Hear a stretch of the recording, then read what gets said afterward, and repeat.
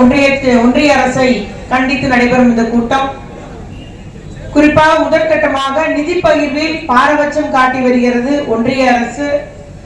நடந்து முடிந்த பாராளுமன்ற தேர்தலில் 40க்கு 40 நம்முடைய திராவிட முன்னேற்ற கூட்டணி வெற்றி பெற்றது. ஒட்டுமொத்த நம்முடைய முதல் தலைவர் அவர்கள் 40 நம்மதே நாடு நம்மதே அந்த கோரிக்கையோடு நம்மளை சந்தித்தார்கள். நம் மக்கள் பெருவாரியாக ஆதரவு தெரிவித்தார்கள். நாம் வெற்றி பெற்றோம்.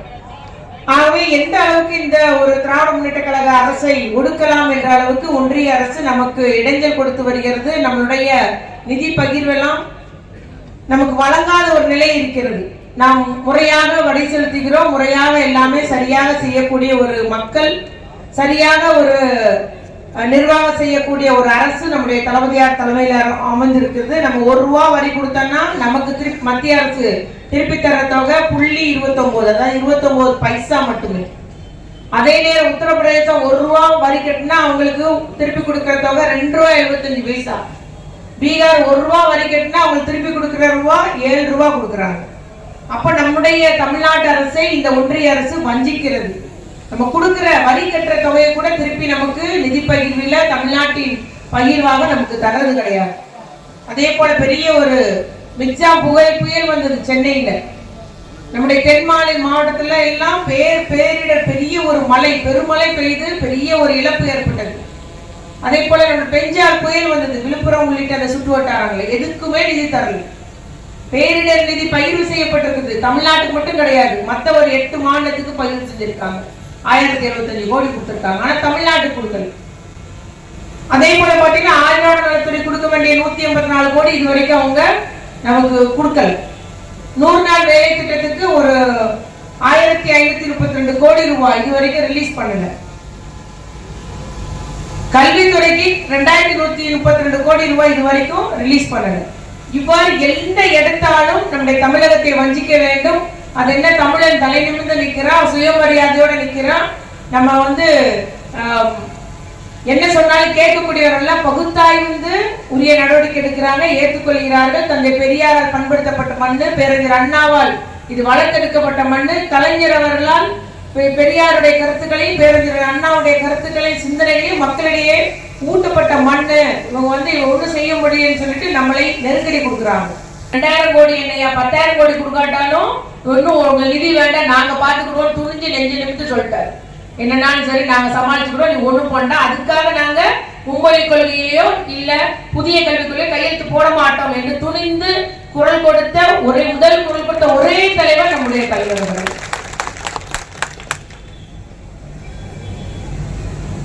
அதே போல பாத்தீங்கன்னா இன்னைக்கு அவங்க அந்த புதிய கல்விக் கொள்கை என்ன சொல்லுது, 3ஆம் வகுப்புல ஒரு தேர்வு வச்சு பாஸ் ஆஃப் எல்லாம் போடணும், 5ஆம் வகுப்புல ஒரு தேர்வு வைக்கணும்.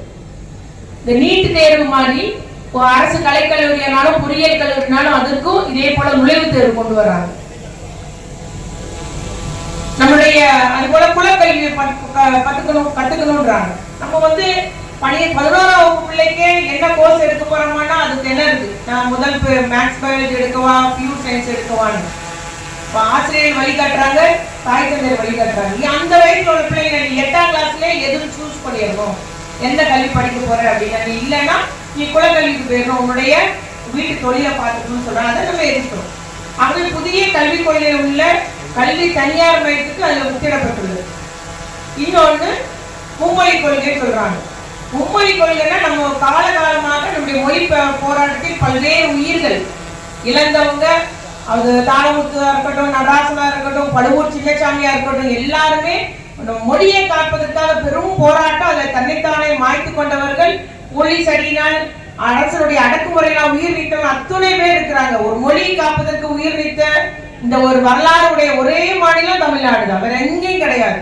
ஆகவே தாய்மொழியை காத்திட வேண்டும், தமிழ் மொழியை காத்திட வேண்டும் என்பதற்காக அத்துணை பேர் உயிர் நீத்த தியாகம் செஞ்சு நம்ம இதை காத்து வச்சுட்டு இருக்கிறோம். இப்போ அவன் அண்டர் கிரவுண்ட்ல நைஸா புதிய கல்விக் கொள்கை கல்வித்துறைக்கு SSA ஃபண்ட் ரிலீஸ் பண்றேன்னு சொல்லிட்டு நம்மளை ஏத்துக்க வைக்கலாம் நினைக்கிறாங்க. அதனால நம்மளோட தலைவர் துணிஞ்சு நின்று ஏத்துக்கிடவே முடியாது, உன் தொகையை பணமே வேண்டாம், நாங்க புதிய கல்விக்குள்ள ஏத்துக்கிட முடியாது, இந்த PMC திட்டத்தை ஏத்துக்கிட முடியாது, நாங்க மும்மொழி கொள்கை ஏத்துக்கிட முடியாது துணிஞ்சு குரல் கொடுத்தவர் நம்முடைய முதலமைச்சர் அவர்கள்.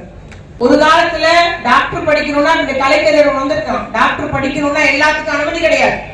சமஸ்கிருதம் கத்துட்டாதான் டாக்டர் படிக்க முடியும். சமஸ்கிருதம் யார் நமக்கு சொல்லி தருவோம்?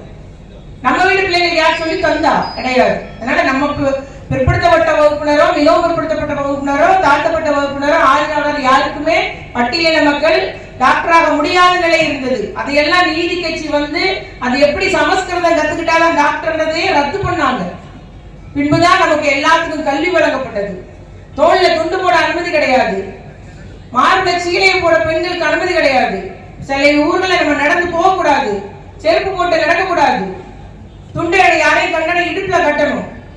எவ்வளவு அடக்குமுறை. நம்ம கோயில்ல அனுமதி கிடையாது, கல்விக்கூடத்துல அனுமதி கிடையாது, படிக்க அனுமதி கிடையாது. சமஸ்கிருதம் கத்துக்கிட்டாலும் நீ டாக்டர் படிக்க முடியும். இப்படியெல்லாம் அடக்குமுறை இருந்ததெல்லாம் நீதி கட்சியினோ, திராவிட கழகனோ, திராவிட முன்னேற்ற கழகம் வந்து நான் தமிழன் தலை நிமிர்ந்து வாழதான் நான் தலை உணிந்து எழுதுகிறேன். நம்முடைய முதலமைச்சர் முத்தமிழறிஞர் கலைஞர், பேரறிஞர் அண்ணா, தந்தை பெரியார் எல்லாம் இது எல்லாம் ரத்து பண்ணி எல்லாருக்கும் எல்லாம் கிடைக்க செஞ்சவங்க நம்முடைய திராவிட கழகம், திராவிட முன்னேற்ற கழகம். அவ்வளவு அடக்குமுறை இருந்தது. நம்ம மீண்டு வந்திருக்கோம். இன்னைக்கு எல்லாரும் இன்னைக்கு சமமா ஆணும் பெண்ணும் சேர்ல உட்கார்ந்துருக்கோம். நமக்கு இந்த சேர்ல உட்கார்ந்துருக்கோம். நம்ம எந்த ஒரு பிரிவு இல்லாம இருக்கிறோம். நம்முடைய ஜாதி பிரிவு கிடையாது, நம்முடைய மத பிரிவு கிடையாது. எந்த மதத்தையும் பின்பற்றலாம், அதுக்கு ஒண்ணு தடை கிடையாது. அந்த ஒரு நிலையை கொண்டு வந்த பின்பு நமக்கு பின்பு அதாவது பேக்கெட் வழியா, பின்பக்க வழியா நமக்கு வந்து இந்தி உள்ள நுழையலாம் நினைக்கிறாங்க. எந்த ஒரு அடக்குமுறை வச்சீங்களோ நாங்க அதை ஏத்துக்கவே முடியாதுன்னு சொல்றோம். அவ்வளவுதான். சமஸ்கிருதத்துக்கு 1075 கோடிக்கு மேல நிதி ஒதுக்கீடு செய்யறாங்க. மக்கள் புழக்கத்துல இல்லாது கோயில் கருவறையில மட்டுமே அந்த மொழி வழக்கத்துல உள்ளது. ஆனா அதுக்கு அவ்வளவு ரூபாய். ஆனா நம்முடைய தமிழுக்கு 75 கோடி தான். தமிழ் செம்மொழி அந்தஸ்து பெற்ற உலகமெங்கும் பரவியுள்ள தமிழருடைய தமிழ் மொழிக்கு இவ்வளவுதான் ஒதுக்கீடு செய்யறாங்க ஒன்றிய அரசு. அதைதான் நம்முடைய தலைவர் அவர்கள் கண்டிக்கிறார்கள்.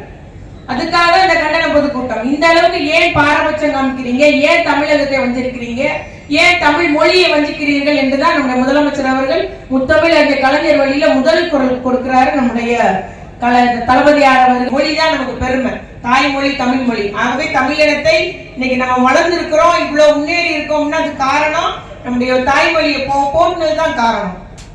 இருமொழி கொள்கையில நம்ம நல்ல வளர்ச்சி அடைஞ்சிருக்கோம். ஆகவே இவங்க பின்வழியா வந்து நம்ம மொழியை அழிக்கணும்னு நினைக்கிறாங்க. இதுவரைக்கும் ஹிந்தி பேசுற ஆதி காலத்துல உள்ள ரூபா ஒரு போட்டோ வந்துருச்சு வாட்ஸ்அப்ல, எல்லாரும் பார்த்துருப்பீங்கன்னு நினைக்கிறேன். அதுல தமிழ் மொழி இருக்கு, ரூபாயோட பேர் 1 ரூபான்னு இருக்கு. அவன் அப்பெல்லாம் ஹிந்தி கிடையாது. ஆனா இன்னைக்கு நிறைய மாநிலத்துல ஹிந்தி வந்துருச்சு. அவங்கவுங்க தாய்மொழி எல்லாம் மறந்து போச்சு.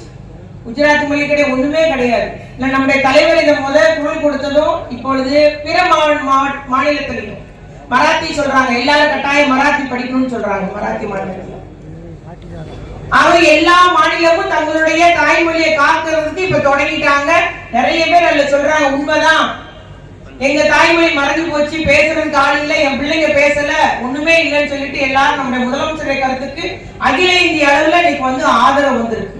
ஆகவே நம்முடைய முதலமைச்சர் அவர்கள் ஒரு கொள்கை வழிகாட்டியாக அகில இந்தியாவுக்கே கொள்கை வழிகாட்டியாக எனக்கு திகழ்கிறார். மக்கள் தொகை அடிப்படையில பிரிச்சீங்கன்னா எங்களுடைய பிரதிநிதித்துவம் குறைச்சிரும், எம்பி தொகுதி குறையுது.